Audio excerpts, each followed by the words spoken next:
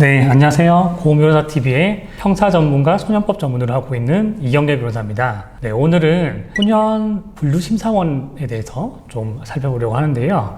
소년보호재판을 앞두고 있거나 진행 중인 학생의 경우에 소년 분류심사원에 위탁되는 경우들이 종종 있습니다. 네, 그런 경우에 부모님들이 예상하지 못하셨다가 학생이 들어가면 큰 걱정하게 되시고, 또 재판을 앞둔 학생들이 내가 소년분류심사원에 위탁되면 어떻게 하냐라고 걱정 많이 하시는데요. 오늘은 소년분류심사원에 대해서 모든 것들을 말씀드리겠습니다. 네, 일단 분류심사원의 목적과 위탁 사유인데요.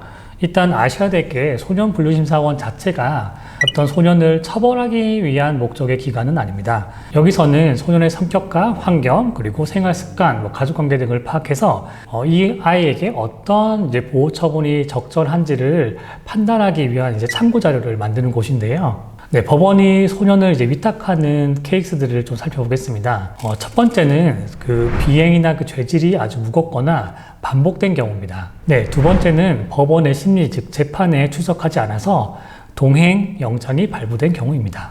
네, 세 번째는 긴급히 보호할 필요성이 있는 경우입니다.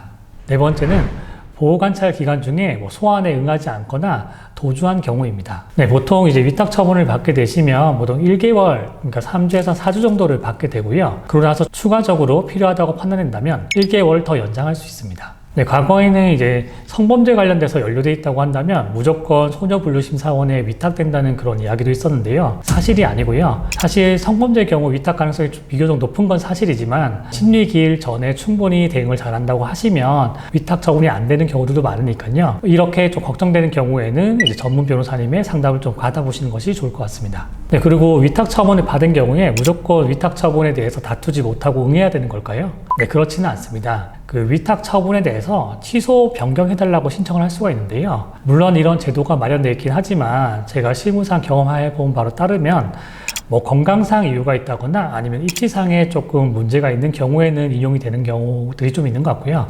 그 외의 경우에는 인용될 확률이 비교적 낮다라고 생각됩니다. 네, 두 번째는 입소 절차인데요. 법원에서 심리기일을 받는 도중에 소년분류심사원 위탁 처분을 받게 되는 경우에 바로 위탁 결정으로 인해서 학생이 이동하게 됩니다. 간혹 여러 사정들 때문에 그날 입소하지 않고 일정한 기간을 좀 두었다가 입소하는 경우들도 있는데요. 대부분은 그 당일에 입소하게 돼 있습니다. 위탁 처분이 내려지게 되면 부모님과 같이 들어온 그 문으로 나가지 못하고 따로 마련된 곳으로 경위분과 함께 이동하게 되고요. 호송차를 타고 소년분류심사원까지 가게 됩니다. 도착을 하게 되면 사진 촬영도 하고 소지품에 대해서도 확인하고 건강검사도 하고 이렇게 개인 물품을 모두 압수당하고 난 이후에 새로운 물품을 또 지급받게 되는데요.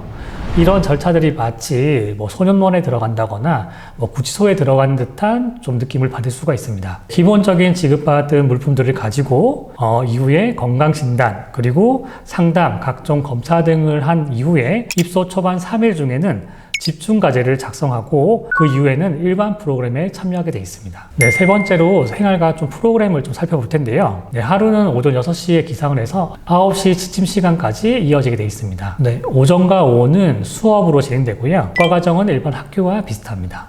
네, 그리고 저녁에는 간단한 자유시간도 주어지고요. 또 자율학습과 일지작성이 이루어집니다. 네, 입소 후 7일 이내에는 지나온 나의 생활을 돌아보는 그런 과제도 하고 가족과 검사도 하고 이런 설문조사 등이 좀 이루어지고요.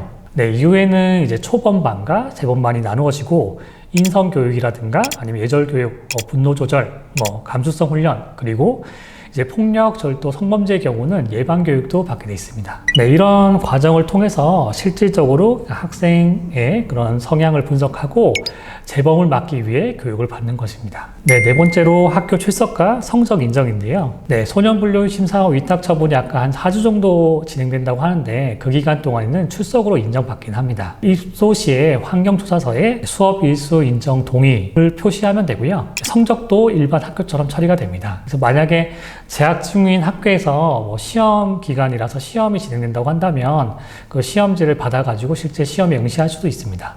다시 말해 소년분류심사원은 학생의 생활을 단정한다기보다는 교육적으로 연속되는 공간이라고 생각하시면 되겠습니다. 네, 다섯 번째로 면회, 편지, 전화 등 외부 소통인데요. 네, 외부와의 소통이 좀 제한적이긴 하지만 완전히 소통이 단절되는 것은 아닙니다. 그래서 부모님과의 그런 면회 시간도 많이 갖게 되는데요.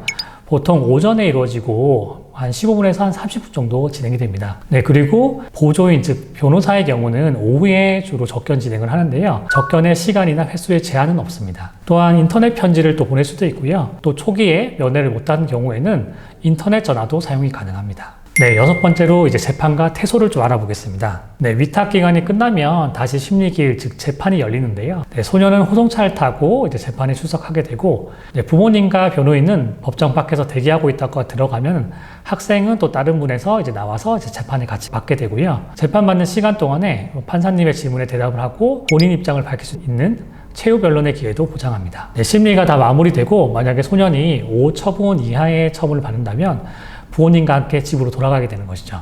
네, 그러면서 자연스럽게 해소 절차가 진행되는 것입니다. 네, 정리하자면 소년분리심사원 자체가 학생을 처벌하기 위한 목적보다도 교육이나 환경을 개선하겠다는 그런 목적의 기관이라고 이해하시면 좋을 것 같습니다. 하지만 이곳에서 편하게 생활해야 된다 이렇게 생각하시면 안 되고요. 이곳에서 어떻게 반성하고 개선된 태도를 보이는지를 모두 보고서가 작성되어서 재판부에 전해지게 되고 그 보고서를 토대로 해서 소년에게 본 처분을 내리게 되어 있습니다. 따라서 소년분류심사원에 위탁됐다고 한다면 보조인 또는 변호인의 그런 도움을 받아서 어떻게 생활할 건지에 대한 좀 계획도 좀 세우시고 해당 계획을 바탕으로 해서 그 분류심사원 기간을 잘 채워서 꼭 본 처분에서 경한 처벌 받도록 노력해야 됩니다. 네, 오늘 영상을 통해서 소년분류심사원에 대해서 좀 의문점이 풀리셨으면 합니다. 네, 다음에는 더 유익한 내용으로 찾아뵙겠습니다. 네, 감사합니다.